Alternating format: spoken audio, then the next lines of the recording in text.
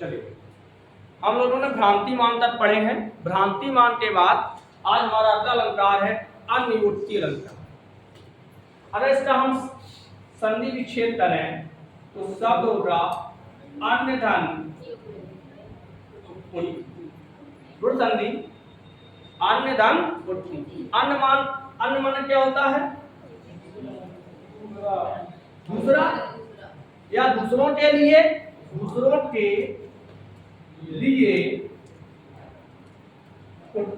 यानी कि समाधान तत्व।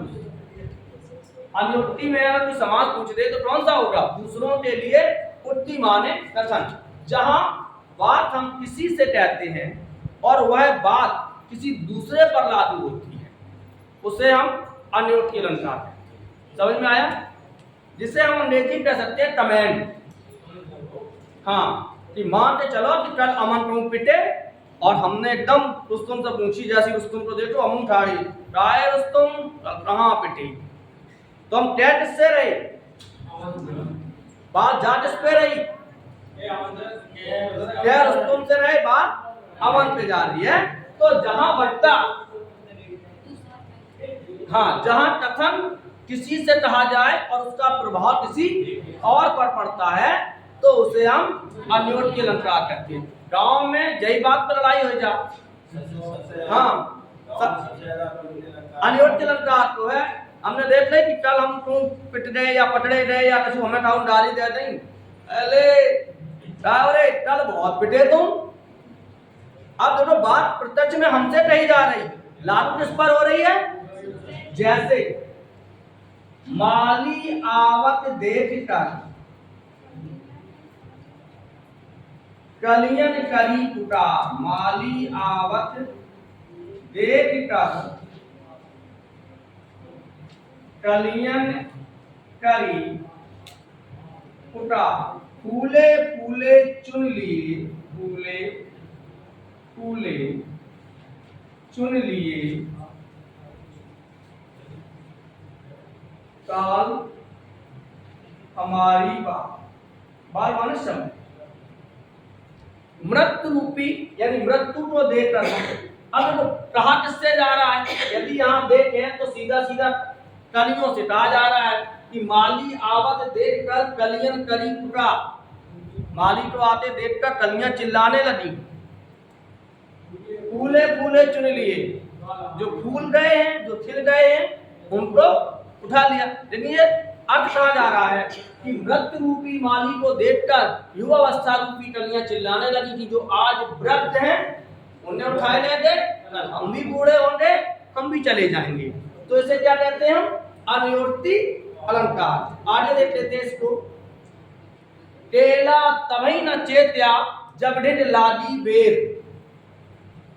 केला तभी न चेत्या जब ढिढ लादी बेर। अपने चेते क्या हुआ जब कांटे ने लीनी थी। केला को तभी सावधान हो जाना चाहिए जब उसके पास बेर का पौधा लगा। केला तभी न चेत्या। अब इसका भावार्थ क्या है कि मनुष्य को उसी समय सावधान हो जाना चाहिए जब उसके पड़ोस में या उसका कोई मित्र बुरी आदतों वाला, बुरी संगतों वाला बने, तब उसको सावधान हो जाना चाहिए। अपने चेते क्या हुआ जब कांटे लीनी दे।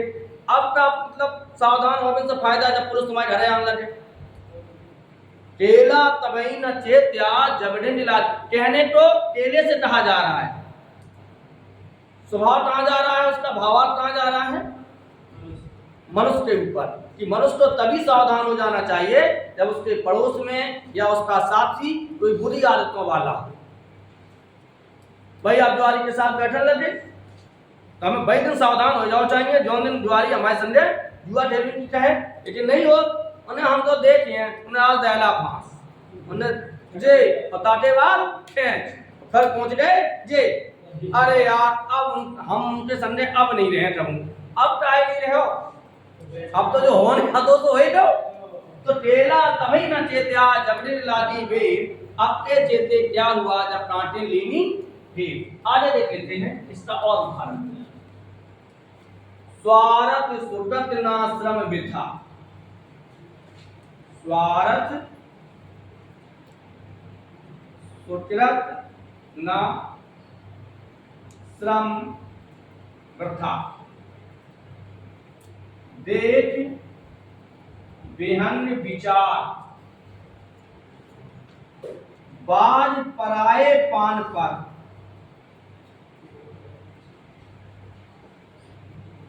पान पर है तू पंछिन ना मा,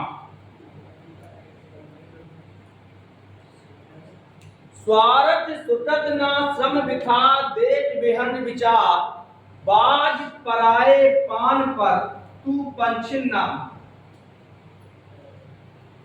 जब राजा जयचंद ने मोहम्मद गौरी का साथ दिया तब बिहारी ने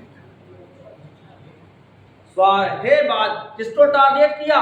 बाज पक्षी को, कि ना तो तेरा कोई स्वार्थ है अपनी ही जात के पक्षियों को मारने में, ना तो तेरा कोई स्वार्थ है, ना ये अच्छा कार्य है, ना श्रम वृथा, और जो तू श्रम कर रहा है, मेहनत कर रहा है, वो भी तेरी व्यर्थ जाएगी। देख बेहंज विचार, हे पक्षी, हे बात पक्षी, तू इस पर विचार करके देख। प्रत्यक्ष में किससे कह रहे हैं? परोक्ष में सामने बात पक्षी से। अर्थ कहां जा रहा है? राजा जयचंद पर। बाज पराए पान पर, तू दूसरों के कहने पर अपनी ही जात के पक्षियों को क्यों मार रहा है? तो ये कैसा है? अनियोक्ति अलंकार है। एक और देखते हैं, बिहारी का एक दोहा याद होगा जिस पर राजा जय सिंह ने उन्हें एक सोने की असरफी दिया। कौन सा दोहा याद कीजिए?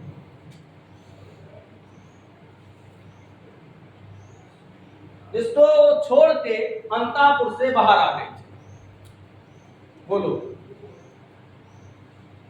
जिसको वो नहीं पराज नहीं मधुर मधु नहीं विकास यही काल, अली कली ही सो बिंदियो आगे कौन सा अलंकार है? अनियोक्ति अलंकार। अगला अलंकार समझ में, इसकी परिभाषा लिख लीजिए। जहां वक्ता बात किसी से कहे, जहां वक्ता बात किसी से कहे और उसका अर्थ किसी और पर लागू, और उसका अर्थ किसी और पर लागू होता है, उसे हम अनियोक्ति अलंकार कहते हैं। आगे देख लेते हैं। ऐसे ठहरेगा।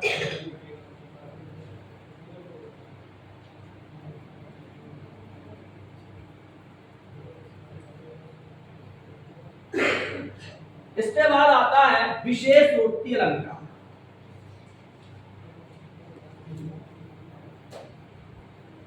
विशेषोक्ति अलंकार। विशेष धन उक्ति,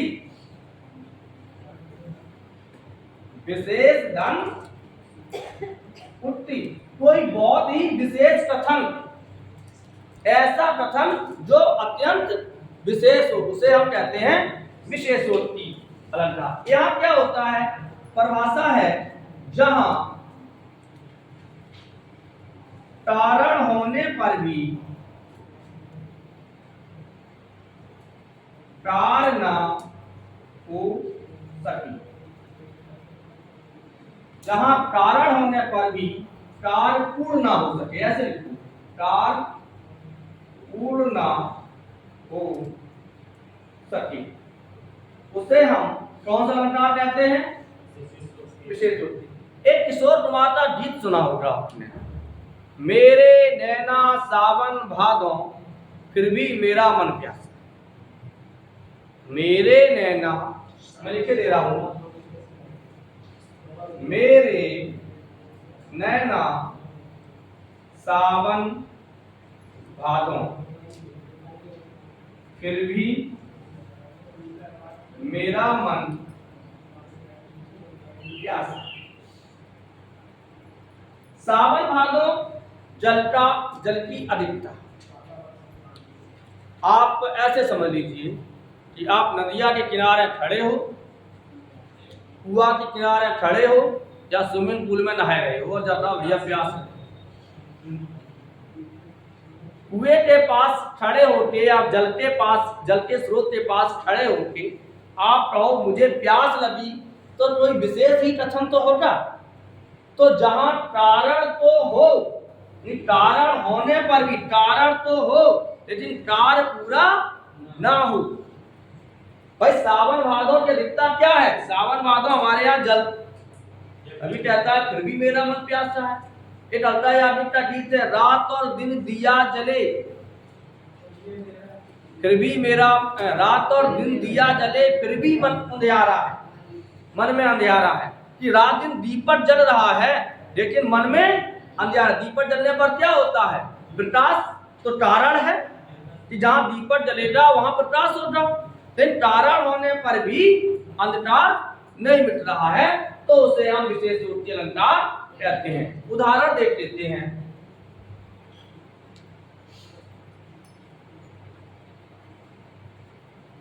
सखी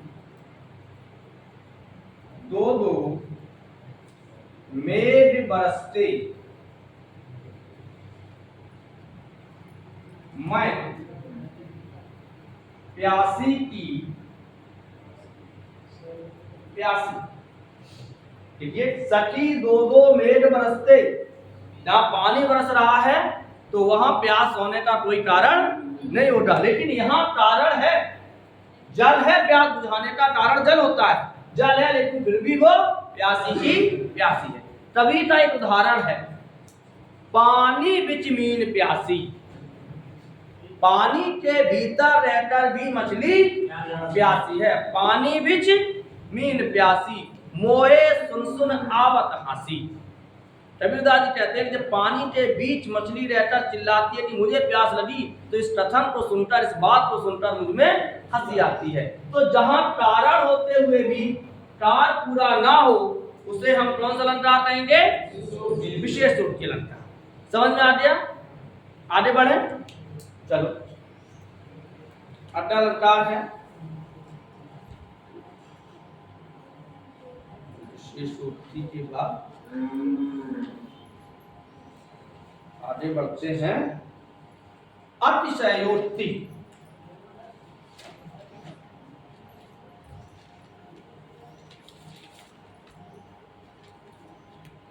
अगला है अतिशयोक्ति।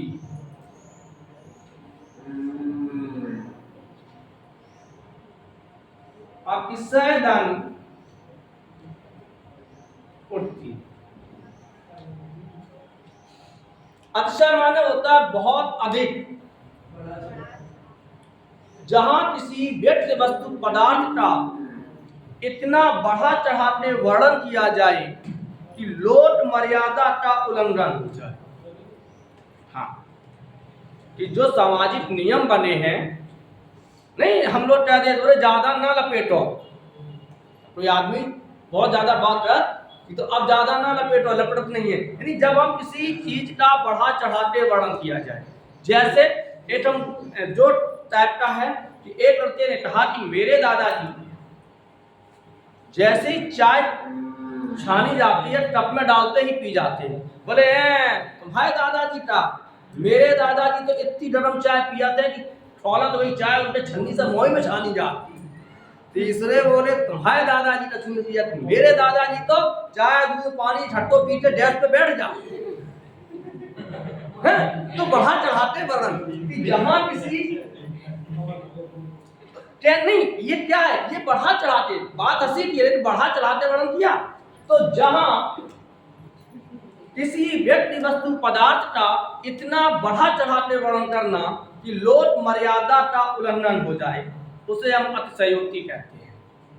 जहां किसी व्यक्ति वस्तु पदार्थ का इतना बढ़ा चढ़ाते वर्णन किया जाए कि लोक मर्यादा का उल्लंघन हो, उसे हम अतिशयोक्ति कहते हैं। जैसे अरे लिखे रहे यार, जहां किसी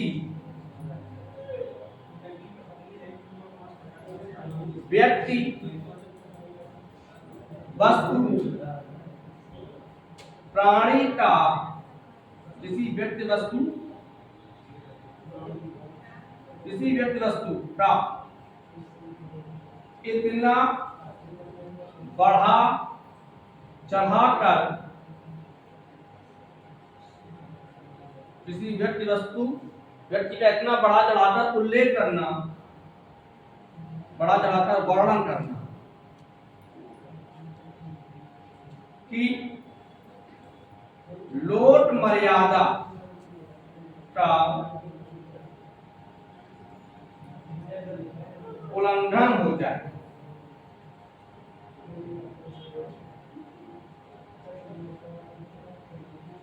किसी व्यक्ति वस्तु का इतना बढ़ा चढ़ा के वर्णन करना कि लोट मर्यादा का उल्लंघन हो जाए। एक घर में एक नायिका रहती है, वो बहुत अधिक सुंदर है, मतलब जरूरत से ज्यादा सुंदर है, छैले तो मैली। हाँ, तो बिहारी ने उस नायिका का वर्णन करते हुए कहा, पत्रा ही चित पाइए, पत्रा ही तिथि पाइए, वा घर के चहुपास। पत्रा माने पत्रा, पंचांग। पत्रा ही तिथ पाइए, वा घर के चहुपास, नित्य पित पुण्यों ही रहत, आनंद अपि उदास। किसी घर में कोई नायिका रहती है तो बिहारी जी लिखते हैं कि वो इतनी सुंदर है, उसके मुखमंडल पे इतना तेज है कि आसपास के घरों में इन्वर्टर की कोई जरूरत नहीं।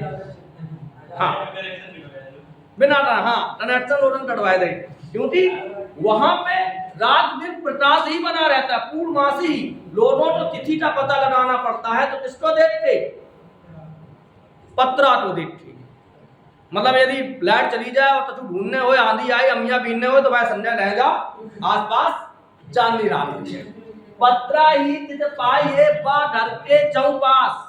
उस घर के आसपास लोग पत्रा को देख के, पंचांग को देखकर तिथि का पता लगाते हैं। बिहारी जी ने लिखा कैसे कि नित्यपित पूर्णो हीर है, उसके मुखमंडल जो मुख है वो चंद्रमा के समान तेजस्वी है, हमेशा चांदनी रात बनी रहा है, लोगों को चंद्रमा का आभास होता रहता है।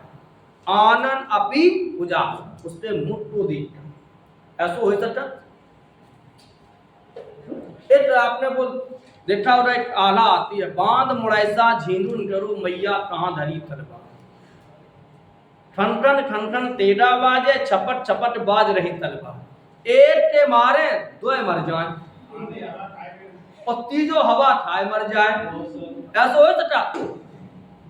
एक के मारे दो मर जाए, तीजो हवा खाए मर जाए। या और देखते हैं, एक नायिका अपने प्रिय के विरोध में, अरे घर वाले चले गए बाहर दिल्ली कमान, अबे आते ही नहीं थे, ना फोन आतो ना, तो बेचारी कमजोर हो गई। अपने पति के विरोध में कमजोर हो गई, और कितनी कमजोर हो गई बिहारी जी ने वर्णन किया। इतियावत चली जात 6-7 हाथ, इति आवत चली जात 6-7 हाथ। मतलब जाने कि 6-7 हाथ आगे चली, 6-7 हाथ पीछे नहीं। चढ़ी हिंडोरे सी लगी, आसन लगी उषा। जब वो सांस लेते है तो 6-7 हाथ पीछे चली गई, और जब सांस छोड़ी तो 6-7 हाथ आगे चली गई। हाँ भाई, किसी व्यक्ति वस्तु का इतना बढ़ा चढ़ा के वर्णन करना कि लोट मर्यादा का उल्लंघन हो जाए, तो अब ये उल्लंघन है। अपन सास में क्या दे कि बहु रोटी बनाए लो, गैस तो आती नहीं, और तुम चूल्हो फटाना करो तो घूम के तो वही चली जाए। इतियावत चली जात तो 6-7 हाथ, चढ़ी हिंडोरे जा जान पर झूला पे बैठी, सांस छोड़ी छह सात हाथ आगे सांस लई छह सात दिन भर ऐसी ऐसी ऐसी। तो इससे क्या है, इधर धनुष से बाण चले, इधर धनुष से बाण चले, उतय अरि के प्राण चले। ये धनुष से बाण छोड़ पाए वो पहले ही मर गए। एक और आता है, हनुमान की पूंछ जुड़ी अक्षयोक्ति के 7 भेद। तो हम 7 भेद नहीं पढ़ा रहे आपको, केवल अक्षयोक्ति पढ़ा रहे हैं कि हनुमान की पूंछ में लगन न पाई आग। अबे आग जली नहीं, अब तो कपड़ा लिपटो। लंका श्रीरी जल गए, पूरी लंका जल चुकी। कई निशाचर भाग, में राक्षस थे वो दानव थे भाग गए। तो ऐसे हम चपला कह सकते हैं। तो जहां किसी व्यक्ति वस्तु पदार्थ का इतना बढ़ा चढ़ाते वर्णन करना कि लोक मर्यादा का उल्लंघन हो, उसे हम क्या कहेंगे, अतिशयोक्ति अलंकार। समझ में आया? आगे बढ़ते हैं। अगला अलंकार है हमारा विभावना अलंकार।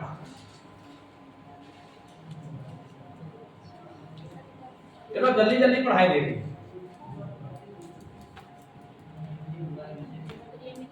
विभावना अलंकार परिभाषा, जहां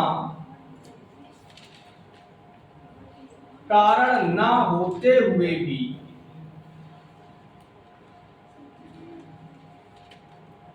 कार्य पूर्ण हो जाए।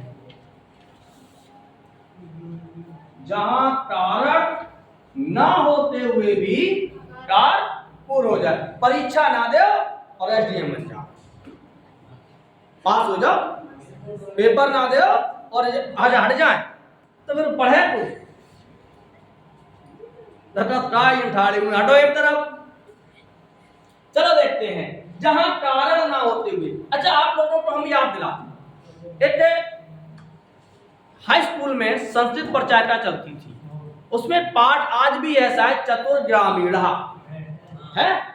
वो रेल पर जाते हैं और एक दूसरे से पहेली पूछते हैं। तो जो ग्रामीण है वो पहेली पूछता है, आ पदो दूर गामी, पैर ना होते हुए भी दूर तक जाता है। क्या ऐसा हो सकता है कि जब पैर ना हो वो दूर तक चलो जाए? हैं? आ मको स्पष्ट बटता, मुठ ना होते हुए भी स्पष्ट बोलता है।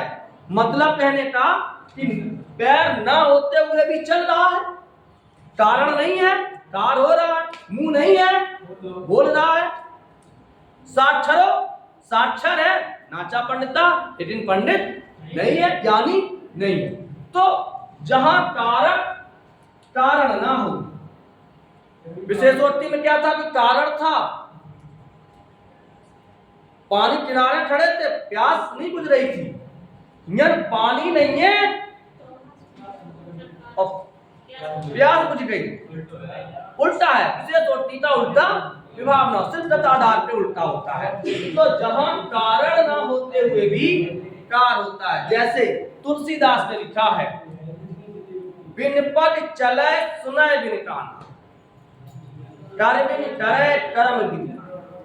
बिना पैरों के चल रहा है, बिना कानों के सुन रहा है, बिना मुंह के संपूर्ण रसों का भोग कर रहा है, तो उसे क्या कहेंगे हम? विशेषोक्ति। बिन पावस,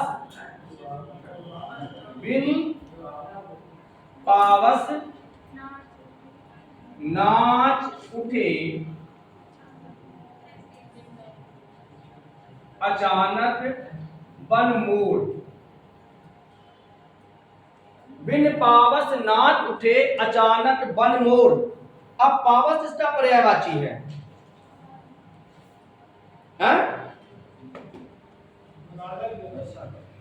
अरे वर्षा ऋतु का पावस माने वर्षा ऋतु। वर्षा ऋतु नहीं है, लेकिन वन में मोर नाचने लगे, वो कौन सा है? विभावना अलंकार। सुनाया, बिन पद चले सुनाय बिन काना, कर बिन करे करम बिन नाना, या बिन पावस नाच उठे अचानक बन मोर, कौन सा अलंकार है? विभावना अलंकार। दो ही उदाहरण काफी है, आगे बढ़ते हैं।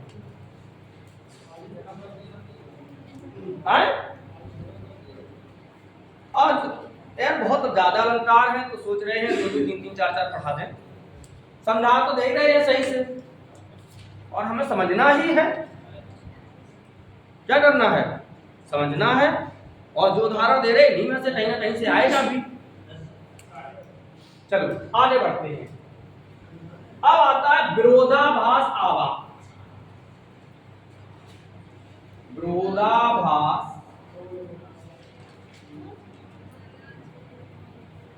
अलग, विरोधाभास अलग। सबसे पहले परिभाषा लिख दे रहे हैं, जहां दो वस्तुओं में, दो वस्तुओं या प्राणियों में वास्तविक विरोध ना होते हुए केवल विरोध का आभास हो। जहां दो वस्तुओं प्राणियों में वास्तविक विरोध ना होते हुए भी केवल विरोध का आभास हो, वास्तविक विरोध ना हो, तो उसे क्या कहेंगे हम? विरोधाभास अलंकार। अच्छा एक चीज बताओ, यदि तुम्हें काले रंग में डुबो दिया जाए, सफेद कपड़े को काले रंग में डुबो दिया जाए तो वो काला होगा कि सफेद होगा? काला होगा। तो दोनों में विरोध तो है नहीं, लेकिन अगर वहां से सफेद निकल गया तो विरोध होगा, वो निकलेगा नहीं।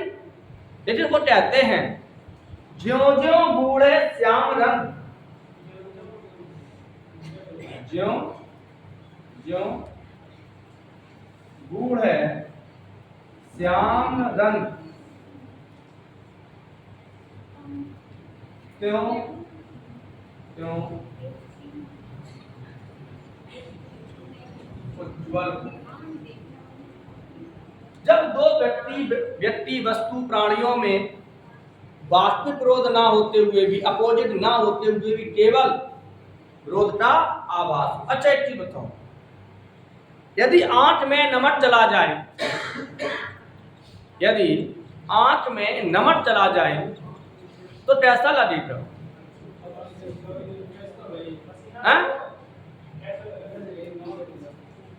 मिर्च, अच्छा मान चलो मिर्च चली जाए तो कैसा लगेगा? मजा आए जे मरियो नहीं तो मर जात पे तो पहुंचेगी हो, उठा याद आए थे। लेकिन कभी कहता है मीठी लागे अखियन लुनाई, मीठी लागे अखियन लुनाई। लुनाई का मतलब लवण, लवण का मतलब नमक।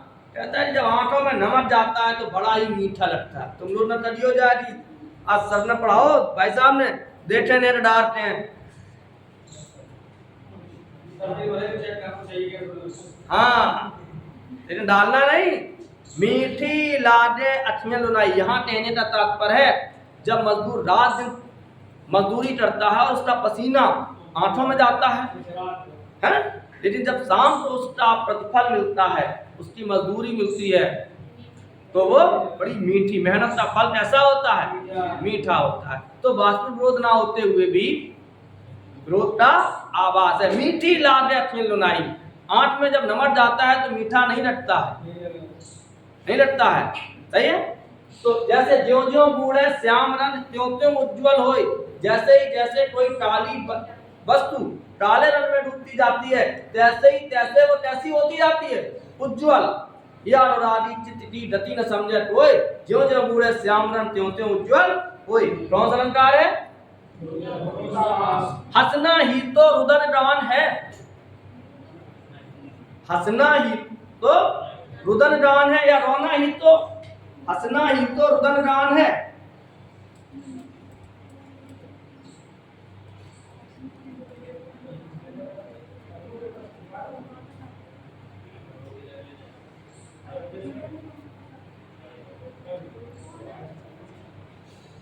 भाई हंसना और रोना दोनों विपरीत चीजें हैं, तो हंसना ही तो यह बहुत सरल उदाहरण, प्रेम एक मीठा जहर है। प्रेम एक मीठा जहर है। प्रेम क्या है? जहर कभी मीठा होता है? नहीं देखो, अरे भैया खाइयो नहीं, सुना तो होता तुमने नीलो पर लो। जहर कभी मीठा नहीं होता है। इनको कहता है जहर कैसा है?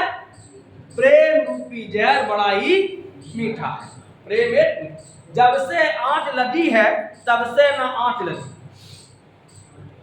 जब से आंच लगी है, जब से हम तब से सोई नहीं, जब से किसी से प्रेम हुआ तब से हम सोई नहीं। तो जहां दो वस्तुओं, दो प्राणियों में वास्तविक विरोध ना होते हुए भी केवल विरोध का आभास होता है, उसे हम विरोधाभास अलंकार कहते हैं। आगे बढ़ते हैं।